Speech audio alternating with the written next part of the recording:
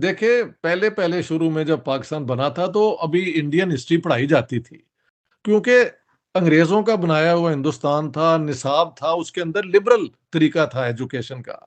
Ashoka the great की जो reforms हैं, वो उस जमाने की बहुत एक विजन थी उनकी। और यहाँ पे बड़े-बड़े ये जहाँ पे है नॉर्थ वेस्ट फ्रंटियर के अंदर वो होती थी बुद्धिस्ट सिविलाइजेशन, टैक्सला जी। में यूनिवर्सिटीज़ होती थी, ये सारा हमारे इलाके में ही था। बल्कि अगर देखे जाए तो यहाँ पे सबसे पुरानी सिविलाइजेशन मोहनजोदाड़ो तो सिंध और साउथ पंजाब में थी। आज से 5000 साल पुरानी ये सिविलाइजेशन थी। लेकिन पाकिस्तान की स्टोरी मोहम्मद अली जिन्ना ने 8 मार्च 1944 को कहा वहाँ पे अलीगढ़ मुस्लिम यूनिवर्सिटी में, और मेरी किताब में कोटेड है कि when the first Indian converted to Islam that's when the foundations of Pakistan were laid. यानी मजहबी बुनियाद पे जब कोई हिंदू मुसलमान हो गया तो उसी दिन पाकिस्तान बन गया था। अब जिन्ना साहब का ये कहना, जबकि पाकिस्तान 47 में बना है, इसको क्या कहा जाए? या ये कहते हैं जिस दिन मोहम्मद बिन कासिम आए थे तो उस दिन पाकिस्तान की बुनियाद रखी गई थी। लेकिन जो पढ़ाया जाता है वो तो सारा देखिए, मेरे से पहले के अजीज साहब की किताब है द मर्डर ऑफ हिस्ट्री, जिसमें उन्होंने सारा जो निसाब के अंदर झूठ बोला गया है वो उन्होंने आइडेंटिफाई कर दिया है। और मैंने जो जिन्ना साहब के मुतालिक झूठ लिखा हुआ था वो इस किताब में मैं ले आया हूं। अब ये क्या करेंगे हैं, लेकिन 75 साल ये झूठ बोलते रहे हैं, और एक दिन देखें झूठ जो है वो उसका भांडा फूट जाता है। सच के सामने झूठ कभी नहीं टिका। ये एक इंसानी सिविलाइजेशन की एक खूबसूरती भी है। लोगों को गले काट काट के ट्रेन में भर के यहाँ से भी, लेकिन हमें बताया जाता है पहली ट्रेन वहां से आई थी। ये नहीं नहीं नहीं किताबों नहीं, में सबसे लिखा है। पहले तो मैं बता देता हूँ डेट। 6 मार्च 1947 को अमृतसर में ट्रेन आ रही थी, और ये मुसलमान गुंडों ने जाके एक ट्रेन आ रही थी डेरा बाबा नानक से, उस पे हमला किया और कई हिंदू और सिख मार दिए। 7 मार्च को टैक्सला के बाहर मुसलमानों ने हमला करके और हिंदू और सिखों को जो आ रहे थे ट्रेन में उनको कत्ल किया। बाद में ट्रेनों पे अटैक जब शुरू हुए हैं, वो तो मच लेटर, पहला अटैक बहल पाकिस्तान स्पेशल पे हुआ है 8 अगस्त में उधर से। लेकिन हमने तो पहले शुरू कर दिया था। ये सब झूठ है। मेरी एक और किताब है the Punjab bloodied partition and cleanse, उसको तो पाकिस्तान में 2 जगह बेस्ट नॉन फिक्शन अवार्ड भी मिल चुका है। तो वहां पे ये क्या कहेंगे? इन्होंने कभी सही रिसर्च नहीं की, और झूठ बोलना इनकी आदत ही नहीं, इनके कमाश है। दे स्पीक लाइज विदाउट क्या कहते हैं, अपने जमीर को साथ रखते हुए।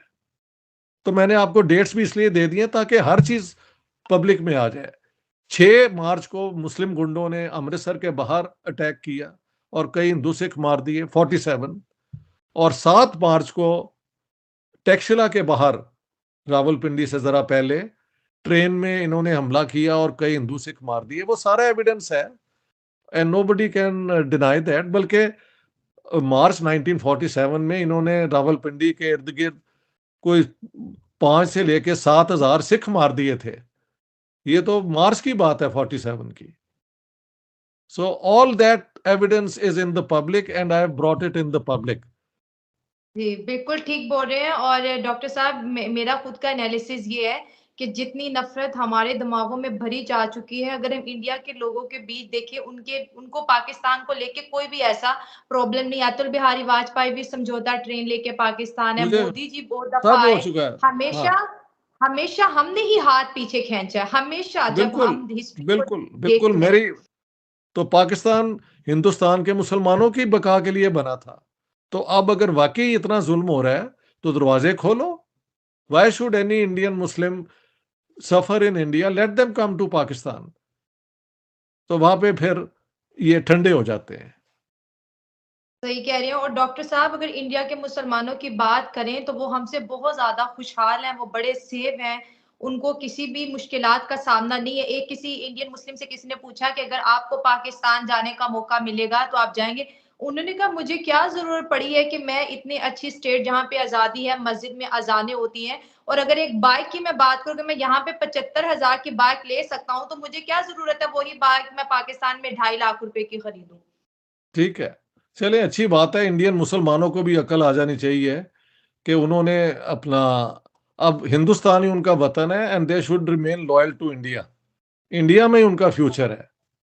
पाकिस्तान में अब दरवाजे नहीं ना खोले इन्होंने, शोर तो मचा रहे हैं।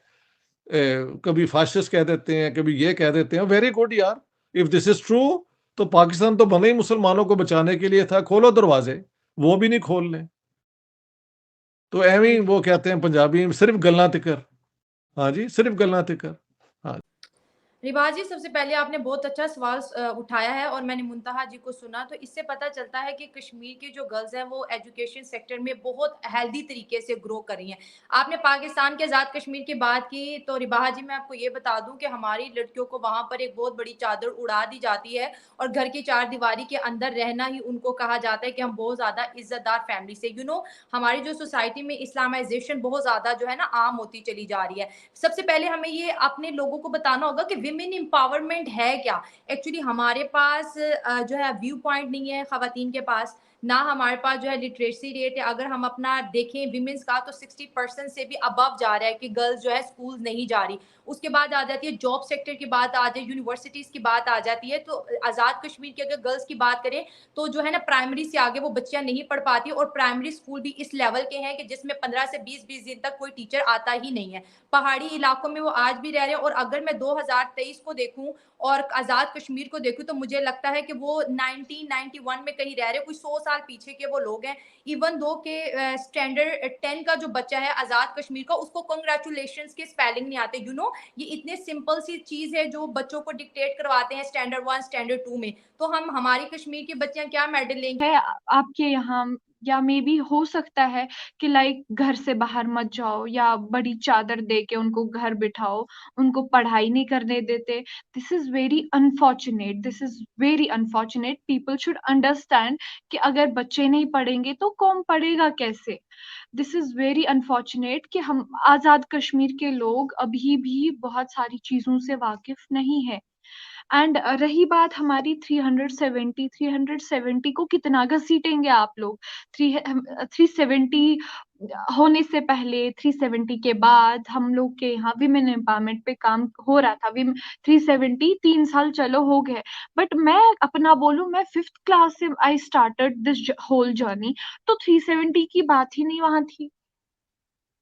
बिल्कुल, यही तो मैं कह रही हूँ कि अगर हम पहले भी देखें तो वहाँ पर बच्चियाँ पढ़ रही थी। ये बस एक मुद्दा बनाया गया है, एग्जैक्टली। लेकिन हर चीज़ वहाँ पर नॉर्मल थी और शायद हो सकता है उस वक़्त मीडिया इतना ज़्यादा कश्मीर की तरफ इंटरेस्ट नहीं ले रहा था, तो बहुत सी People, चीज़ें no, पर्दे no, पर्दा थी।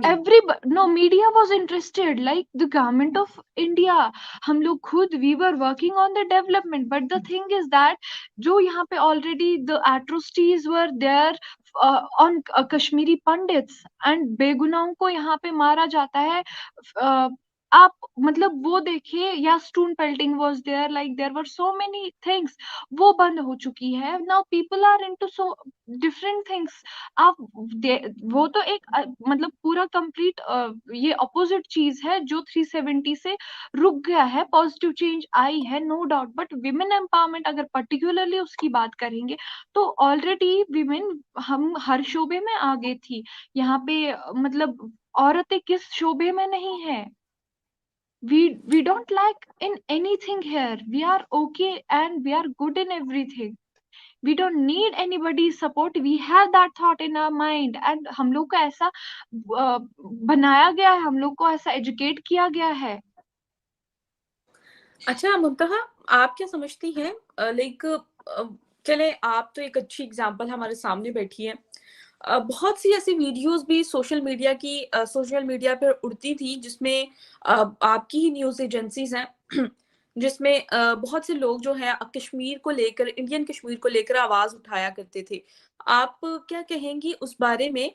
और ये जो मतलब एक नारा बुलंद किया जाता था, वुमेन को राइट नहीं है, वुमेन को राइट नहीं है। अब तो आजाद कश्मीर की जानिब से भी हम यही सुनते हैं, वुमेन को राइट नहीं है, वुमेन को राइट नहीं है। आखिर से सोसाइटी जो है वो कहाँ जा रही है? आखिर सच है क्या? आपने जो बताया Alright. ना, तो ये कुछ और कुछ थोड़ा सा एक पार्ट होता है ना कि अच्छा जा रहा हो, तो ये जो नेगेटिविटी फैलाते हैं ये कौन है?